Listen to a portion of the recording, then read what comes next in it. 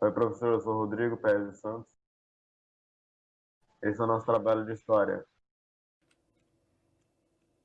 A cidade-estado, ou polis, como a chamavam os gregos, se desenvolveu às margens do mar Mediterrâneo em um ambiente marcado por inovações, como a difusão do uso do ferro, o advento de construções monumentais em pedra, o uso da escrita alfabética e a fabricação de artigos de bronze. A cidade-estado grega era composta basicamente de três elementos: um território agrícola, habitado por famílias camponesas que possuíam a propriedade individual de terra, onde produziam trigo, uva, vinho e azeite para a sobrevivência e para a troca. Um núcleo urbano, que incluía os templos, a praça do mercado, onde a comunidade se reunia em assembleia, as oficinas dos artesãos, as lojas do pequeno comércio e o porto onde se fazia o comércio com o exterior.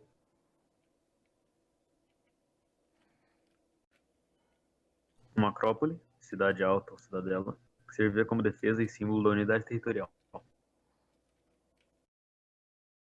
Na democracia de Atenas havia o Tribunal Popular, onde 6.000 cidadãos julgavam todas as espécies de causas. Os membros eram sorteados e ficavam no cargo por um ano, e depois era substituído por outros membros também sorteados. O júri, por meio de uma votação, fazia papel de juiz. Quem concordava erguia o braço e quem discordava deixaria deixar os braços junto com o corpo. Esparta, diferente de Atenas, era uma oligarquia, formada pela Gerúsia, grupo de 30 anciões com mais de 60 anos, com poder vitalício, incluindo 2 reis, Eufrato, 5 membros eleitos por ano, responsável pela educação e organização das tropas, e a Apela, cidadãos espartanos com mais de 30 anos que votavam as propostas da Gerúsia.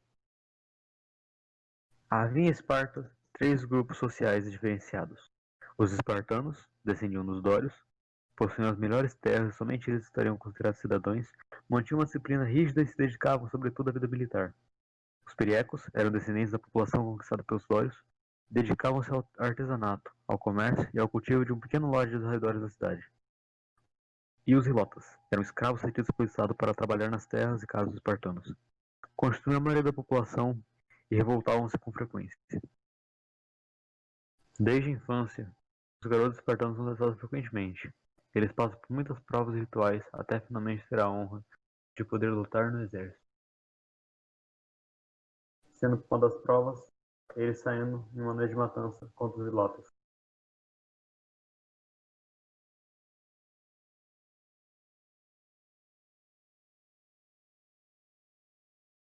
Os antigos gregos davam grande importância à religião e, como muitos povos antigos, eram politeístas, isto é, acreditavam em vários deuses. Segundo os relatos antigos, os deuses gregos habitavam o Olimpo e eram imortais, porém, possuíam reações tipicamente humanas. Sentiam amor, ódio, ciúme, inveja, casavam-se e tinham filhos. Eles acreditavam que os deuses tanto podiam ajudar quanto prejudicar suas vidas. Por isso ofereciam presentes, na forma de alimentos, por exemplo, orações e fés aos deuses de quem podiam pedir ajuda.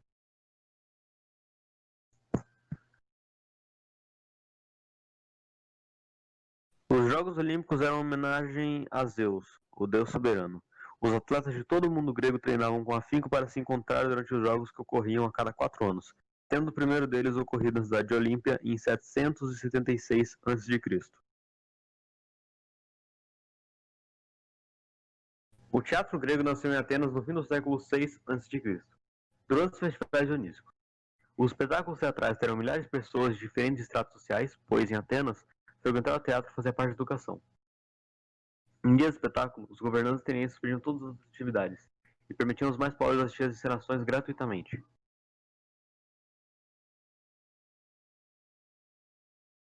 Na Grécia Antiga, a arquitetura, a escultura e a pintura eram feitas para a coletividade, daí serem expostas, principalmente nos espaços públicos, como por exemplo, templos, fontes, praças e teatros. Por esse motivo, empregavam nas construções, especialmente nos templos, materiais duráveis, como a mármore.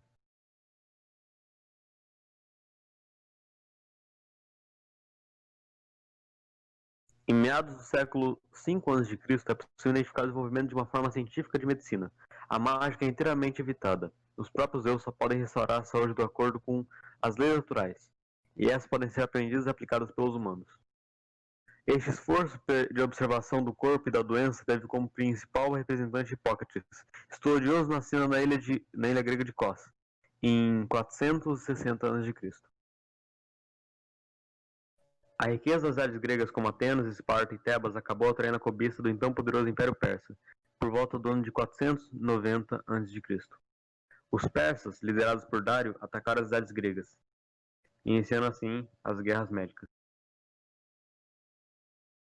As guerras foram vencidas pelos gregos, pelo Tratado de Susa, 449 a.C., que pôs fim à guerra. Os persas reconheciam o domínio dos gregos do Mar Egeu e comprometiam-se a não mais atacá-los. Na guerra contra os persas, as cidades gregas tinham se unido na Confederação de Delos sob a liderança de Atenas. Cada cidade da Confederação de Delos era obrigada a enviar a Atenas soldados, navios ou dinheiro. Isso acabou levando para Atenas a grande volume de recursos, o que contribuiu para a cidade exercer seu imperialismo. Esparta reagiu ao imperialismo ateniense, aliando-se às outras cidades contentes, como Tebas e Corinto, e formando com elas a Liga Peloponesa. A rivalidade entre Atenas e Esparta e suas respectivas aliadas evoluiu para a guerra. Essas guerras sucessivas entre as cidades gregas causaram milhares de mortes, crise econômica, esvaziamento das cidades e grande aumento de fome. Enfraquecidas as cidades gregas não resistiram ao ataque do exército de Filipe II, rei da Macedônia, que, em 338 a.C., invadiu e conquistou a Grécia.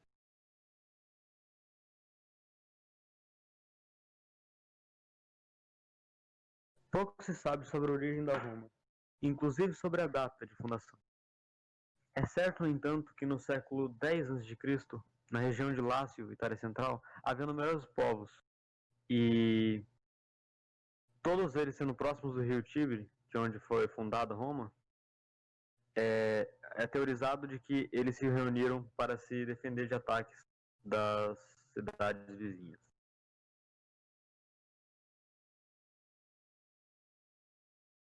Tradicionalmente, a história de Roma é dividida em 3 períodos sucessivos: monarquia, república e império.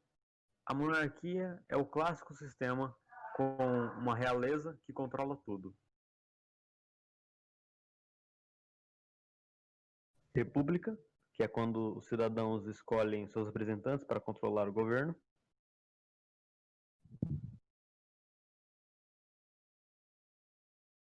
A época do Império Romano foi marcada principalmente de várias conquistas militares, incluindo principalmente as várias conquistas de território alheio. Na época da realeza, a sociedade romana era composta basicamente de 4 grupos sociais: os escravos, que eram serventes da população geral, principalmente dos patrícios; os clientes, que movimentavam a economia, geralmente eram forasteiros;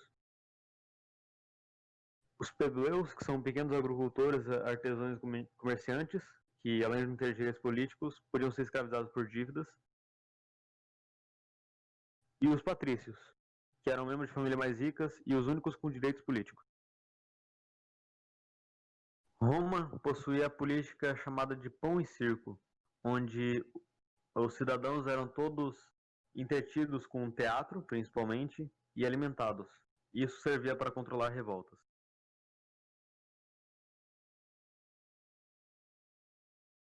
Após diversas revoltas que enfraqueceram o Império Romano, eles foram invadidos pelos bizantinos, que aproveitaram dos enfraquecimentos internos.